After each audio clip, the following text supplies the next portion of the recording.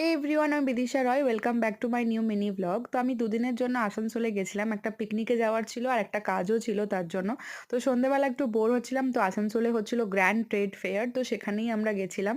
তো এমন কিছু নেই যেটা পাওয়া যাচ্ছিল না, তোমরা তো ভিডিওতে দেখতেই পাচ্ছ যে সব কিছু দেখাচ্ছি। অত কিছু আমি কভারও করতে পারিনি বিকজ শেষে খুব খিদে পেয়ে গেছিলো, তো খেতে চলে গেছিলাম, তো অত ভিডিও করা হয়নি। তো ফার্নিচার তো এক্সে বার্কার এক এত ছিল, বাট ওরা সেরকমভাবে ভিডিও করতে দিচ্ছিল না।